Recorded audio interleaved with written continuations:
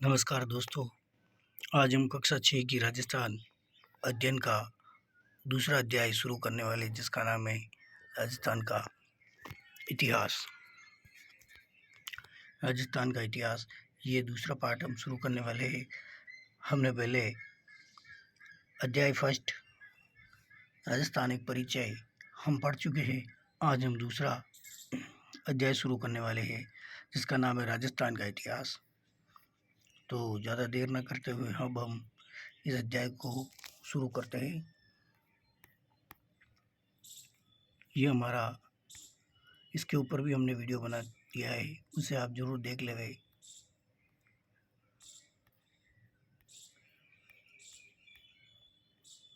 ये प्रथम अध्याय के प्रश्न है। ये दूसरा अध्याय है हमारा राजस्थान का इतिहास।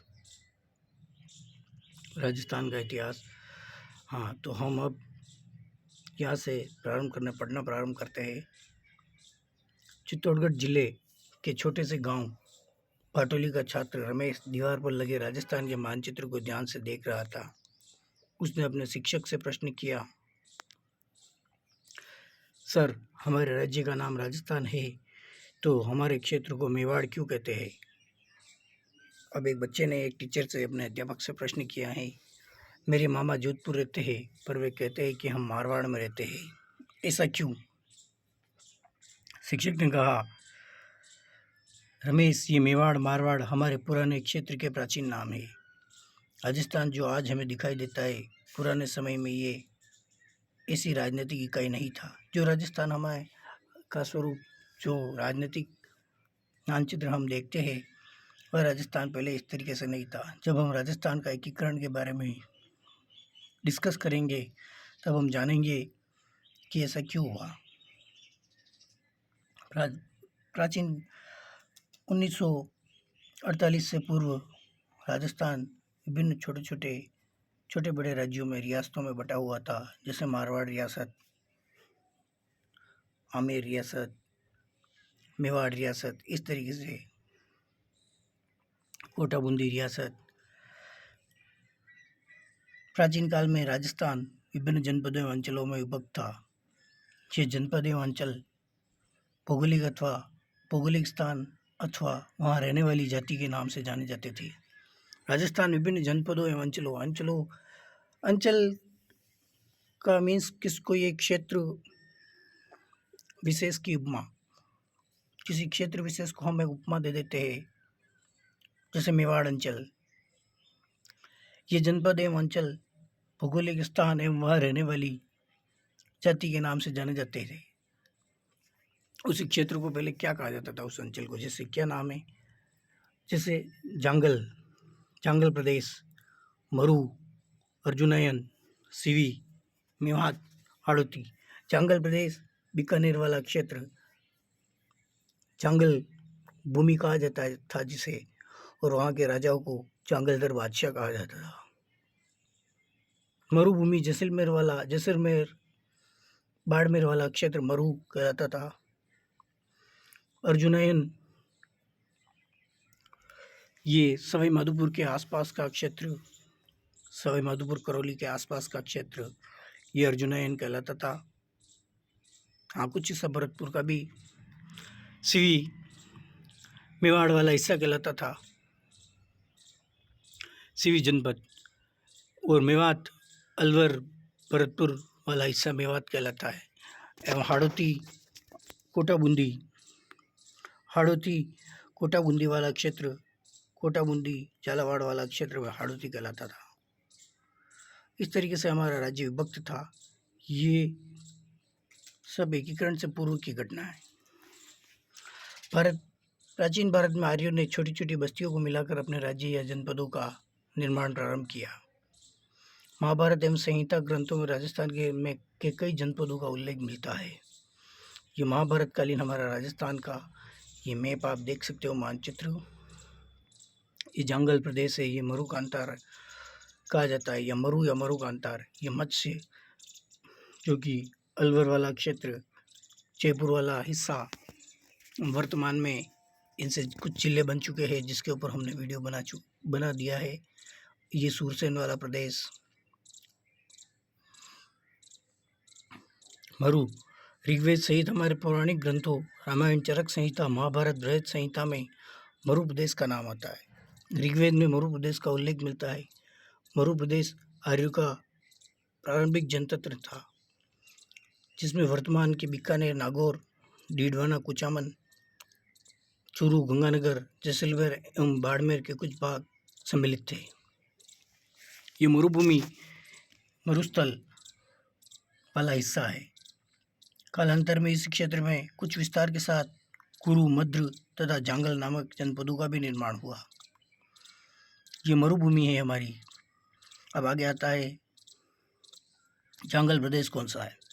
इस प्रदेश में वर्तमान बीकानेर, नागौर, डीडवाना, कुचामन एवं जोधपुर का कुछ भाग आता है।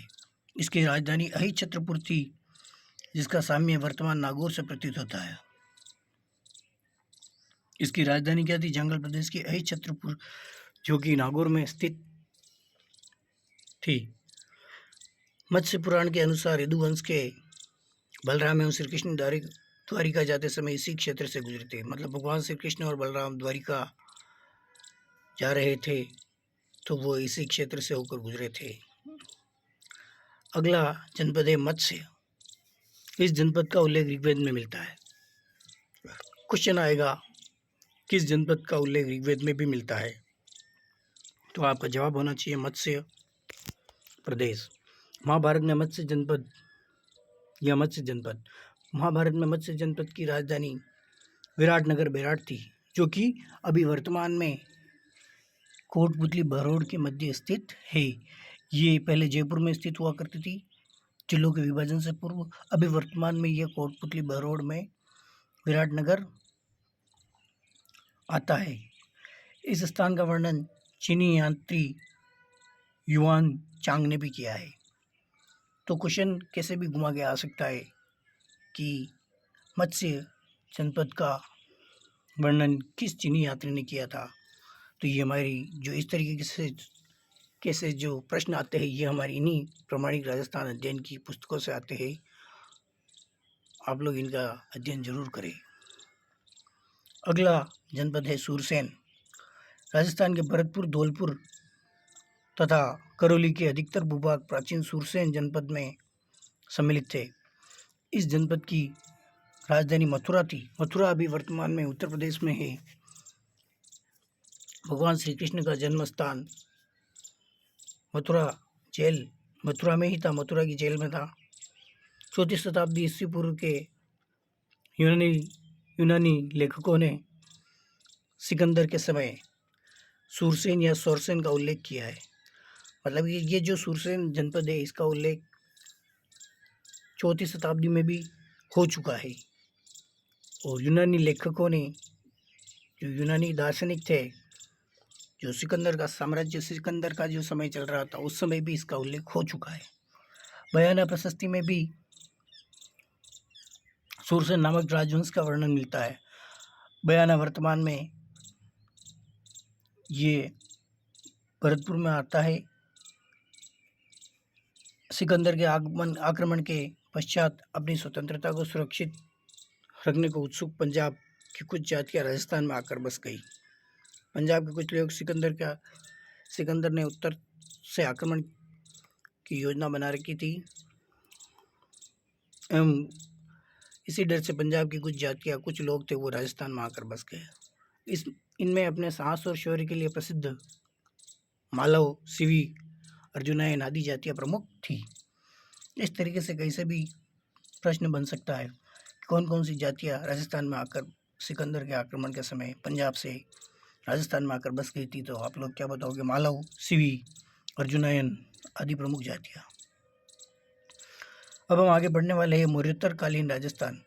मतलब मौर्य काल में, उत्तर मौर्य काल में एक तो पूर्व मौर्य काल, एक मध्य मौर्य काल और एक उत्तर मौर्य काल। उत्तर मौर्य काल में राजस्थान की स्थिति किस तरीके से थी? कौन कौन से जनपद थे? उत्तर मौर्य काल में राजस्थान में सिवी जनपद था एक, जो कि हमारे वर्तमान मेवाड़ में पड़ता है। आधुनिक उदयपुर के पूर्व, आधुनिक जो वर्तमान जो उदयपुर शहर है उसके पूर्व में पश्चिम तथा उत्तर के संभागीय प्रदेश में सीवी जाति ने आधिपत्य स्थापित किया। इसीलिए ये प्रदेश यह सीवी जनपद के नाम से ये सीबी नहीं है, ये सीवी है। थोड़ा प्रिंटिंग मिस्टेक हो सकता है इसमें। जनपद के नाम से जाना जाता था। इसकी राजधानी मंजमिका या मध्यमिका थी। जिसके अवशेष चित्तौड़गढ़ के पास नगरी नामक गांव में मिलते हैं। चित्तौड़गढ़ के पास एक गांव है नगरी, वहाँ इसके अवशेष देखने को मिलते हैं कि हमारे मेवाड़ में जो सीवी जनपद था उसकी राजधानी मध्यमिका या मंजमिका थी। इस भूभाग को मेदपाट, मेवाड़ या प्रागवाड़ भी कहा जाता था। अगला है अर्जुनायन जनपद। भरतपुर अलवर प्रांत के अर्जुनायन अपनी विजयों के लिए प्रसिद्ध है। अर्जुनायनों ने मालवों के साथ मिलकर विदेशी क्षत्रपों को परास्त किया। यह है उत्तर मौर्यकालीन राजस्थान का जो वर्तमान स्वरूप उत्तर मौर्यकालीन राजस्थान का जो मैप है। ये योधेय जनपद है ऊपर, श्री गंगानगर हनुमानगढ़ वाला क्षेत्र, और ये अर्जुनायन है। कोटपुतली, बहरोड, अलवर, कुछ जयपुर का भी थोड़ा सा हिस्सा, मालव जनपद, ये टोंक और यहाँ आसपास का, ये और सीवी जनपद जो कि हमारे मेवाड़ का है। अगला है मालव। मालवों की शक्ति का केंद्र जयपुर के निकट था, जो वर्तमान टोंक में स्थित है। कालांतर में ये अजमेर, टोंक एवं मेवाड़ क्षेत्र तक फैल गए। टोंक, प्रतापगढ़ एवं झालावाड़ का क्षेत्र मालव देश के अंतर्गत ही आता था। क्या कह रहा है ये? टोंक, प्रतापगढ़ एवं झालावाड़ का क्षेत्र भी मालव देश के अंतर्गत आता था। मालवों की दिग्विजय का यूप अभिलेख नानसा भीलवाड़ा में लगा है। ये यूप अभिलेख नानसा भीलवाड़ा से प्राप्त हुआ है। इसमें मालवों के बारे में जिक्र किया गया, मालवों का वर्णन है। योधेय राजस्थान के उत्तरी भाग का योधेय भी एक शक्तिशाली गणतंत्रीय कबीला था। संभवतः योधेयों ने ही उत्तरी राजस्थान से कुषाण शक्ति को नष्ट किया। जो कुषाण वंश था उसके बारे में बात हो रही। गुप्त काल तक ये भी गणतंत्रीय व्यवस्थाएं अपने अपने क्षेत्र में बनी रही। ऐसा प्रतीत होता है कि गुप्त सम्राटों ने इन्हें अर्धआश्रित रूप में बनाए रखा, परंतु 5वीं सदी के बाद के हुण आक्रमणों ने यहाँ के गणतंत्रीय जनपदों की व्यवस्था को समाप्त कर दिया। हुणों के आक्रमण पहले में यहाँ गणतंत्रीय व्यवस्था थी गुप्त काल में भी, लेकिन जब हुणों ने आक्रमण किया 5वीं सदी में, तब ये गणतंत्रीय व्यवस्था, गणतंत्रीय जनपदों की व्यवस्था यहाँ से समाप्त कर दी इन लोगों ने। बृहत संहिता नामक ग्रंथ में इनके पतन की चर्चा है। बृहत संहिता नामक ग्रंथ में इसके बाद ये जनपद अन्य नामों और सीमाओं को लेकर सामने आते हैं, जैसे मेवाड़, वागड़, मारवाड़, हाड़ौती, ढूंढाड़, मेवात। अब राजस्थान के विभिन्न अंचल कौन कौन से हैं उनके बारे में हम पढ़ने वाले हैं। सबसे पहले पढ़ेंगे मेवाड़। प्राचीन सीवी जनपद वाले क्षेत्र को मेवाड़ कहा गया है। आधुनिक उदयपुर, चित्तौड़गढ़, प्रतापगढ़ एवं सलूम्बर ये मेवाड़ के अंतर्गत आते हैं। राजसमंद, भीलवाड़ा जिले मेवाड़ राज्य के क्षेत्र रहे हैं। इस क्षेत्र पर 7वीं शताब्दी में से आधुनिक राजस्थान के निर्माण तक गुहिल सिसोदिया वंश का राज्य रहा। नागदा, आहड़, कल्याणपुर, चित्तौड़गढ़, कुंभलगढ़, चावंड, उदयपुर एवं समय समय पर इसकी राजधानी रही है। अगला है वागड़। राजस्थान के दक्षिणी राजस्थान में डूंगरपुर, बांसवाड़ा वाला जो भूभाग है, जो क्षेत्र है, वही वागड़ या वागड़ कहा जाता है। इसकी बोली क्या है? वागड़ी है। मारवाड़, प्राचीन मरु प्रदेश कालांतर में मारवाड़ कहलाया। 7वीं सदी की बात करें, इसके मंडोर, जोधपुर क्षेत्र पर गुर्जर प्रतिहारों ने शासन किया। 7वीं शताब्दी तक मंडोर में गुर्जर प्रतिहारों का शासन था। इसके बाद इस क्षेत्र पर राठौड़ वंश का आधिपत्य हो गया एवं मारवाड़ वंश की स्थापना राव मारवाड़ वंश की स्थापना राव, ऐसा कहा जाता है कि सिंहा ने की थी, इसकी नींव डाली थी।